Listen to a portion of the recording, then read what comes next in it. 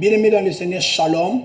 Que Dieu vous bénisse. Biskano sozolanda biso partout zali na ndako na yo na libota na yo na famille na yo tika nzamba lola apambola yo nzamba lola pesa yo lisusu ebele oyo ozozanga na lingi juste na informer au bien-aimé biskano soza dans le monde, c'est votre humble serviteur, le serviteur envoyé de l'Éternel, Israël Pelenda, autrement appelé apôtre de Jésus-Christ.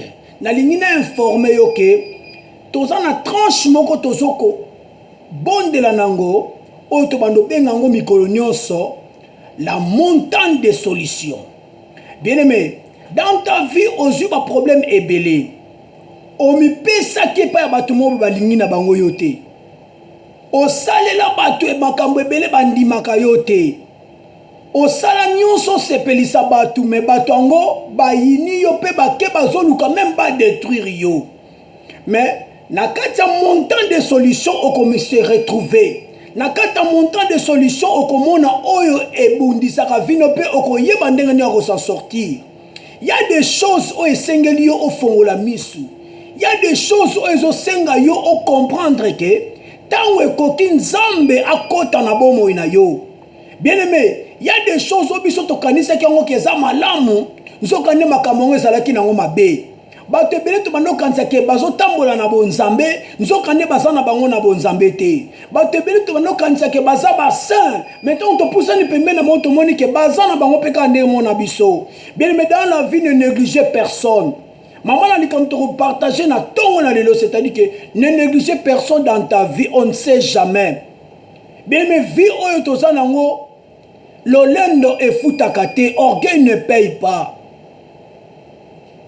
Nalingi juste na informer yo ke bato nyonso oyo balingaka mingi kosala lolendo basuka mabe.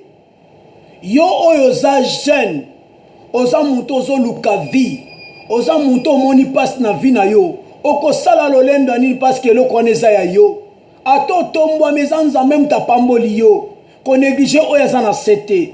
Nous allons parler d'une histoire. Ne négligez personne ce matin, on ne sait jamais. La ligne juste totanga dans la Bible. Nous sommes dans le livre de 1 Samuel, chapitre 30, le verset 13, 14 et 15. Bible lobini totanga dans la Bible rapidement. David lui dit: à qui es-tu et d'où es-tu? Il répondit: je suis un garçon égyptien au service d'un homme amalécite. Et voilà 3 jours que mon maître m'a abandonné parce que j'étais malade. Le verset 14, il y a 30e chapitre, il y a premier livre à Samuel, le verset 14 nango. Nous avons fait une évasion dans le midi des Kérétiens, sur les territoires de Juda et au midi de Caleb. Et nous avons brûlé Tchiklag. David lui dit: veux-tu me faire descendre vers cette troupe?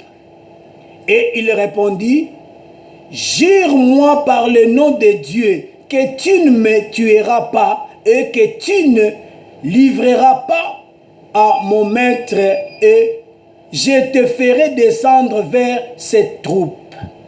Le verset 15, le verset 16 maintenant. Il lui servit ainsi de guide, et voici tous les Amalécites étaient répandus sur toute la contrée, mangeant, buvant et dansant, à cause du grand butin qu'ils avaient enlevé du pays des Philistins et du pays de Juda.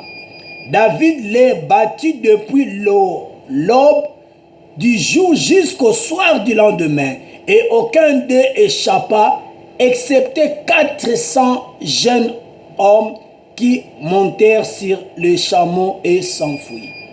Bien aimé, histoire il y a Juda na ba Philistins. Les Amalécites basalaki évasion. 1 Samuel chapitre 30, le verset 13 en descendant. Bible lobi ete bayaki na Juda. bazwi basi na bana bapiye biloko batumbi bavile bakei. Et na kati ya troupe wana chef malaisien moko azalaki na serviteur na ye moko azalaki malade.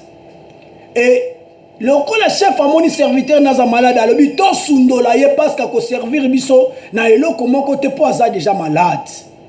Bien-aimé dans le Seigneur, j'aimerais t'informer aujourd'hui que erreur chef malaisien oya salaki ya kotika serviteur na ye ya ngonde salaki ke David tanga kutani na nzela azwi ye apesi ya kolia apesi ya komela ba soigner ye a servir bango na guide ti amemi bango bisika maître na zalaki pe David abeti bango abomi bango pe ba misusu ba kimi et David a remporté qui victoire. Bien-aimé, batoto neglijaki na ba moment moko boye bango nde bakoki servir biso na ba moment mosusu.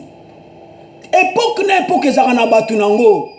Lelo soki nzambe azotombola yo yeba ndenge na kotambola. Lelo soki nzambe azopesa yeba ndenge ya kotambola. Nzambe pambola bino bino so bozolanda ngai. Na yebi bino ke mikolo to bando tindela bino ba video bo comprendre. On ne sait jamais dans la vie. Soki oza élevé lelo ko négliger bato ba koité. Soki nzamba pesi yo nguya salela ngo na bolamu. Soki nzamba pesi yo mbongo salela ngo na bolamu. Soki nzamba tomboli yo eza pona batu eza pona libota